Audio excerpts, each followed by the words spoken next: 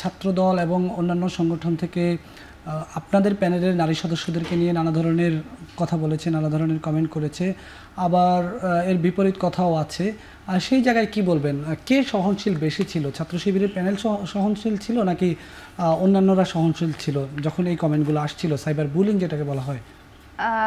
কি ব্যাপারে আমি বুঝতে পারিনি যে কারা বেশি সহনশীল ছিল। জি, সহনশীল বলতে গেলে দেখুন, আমাদের চেয়ে বেশি আসলে প্রোপাগান্ডা টেকেল দিতে কাউকে বোধহয় হয়নি, এবং যে প্রশ্নের উত্তরগুলো বারবার দিয়েছে, ফরহাদ ভাই দিয়েছে, সাদিক ভাই দিয়েছে, প্যানেলমেট হিসেবে আমি দিয়েছি, সেই জায়গাগুলো কিন্তু অন্য কাউকে ফেস করতে হয়নি। দেখুন, তারা বারবার মানে এই জায়গাটা কেন জানি না বারবার সেম প্রশ্নই করতে থাকে, সেই নেগেটিভগুলো ভেঙে যাওয়ার পরে বারবার মিথ্যে বলে বলে সেটাকে সত্য হিসেবে এস্টাবলিশ করতে যাওয়ার যে অপপ্রচেষ্টা, সেটা আমরা দেখতে পেয়েছি।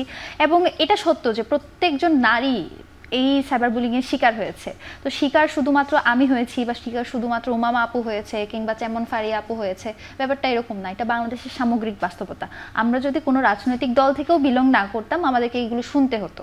ধরুন, আমরা কোনো রাজনৈতিক দল থেকে বিলং করি না, আমরা জাস্ট স্বতন্ত্র হিসেবেও করছি। যেমন আমাদের স্বতন্ত্র হিসেবে রাফিয়া করেছে, নবনির্বাচিত, সেও কিন্তু এই বুলিংয়ের শিকার।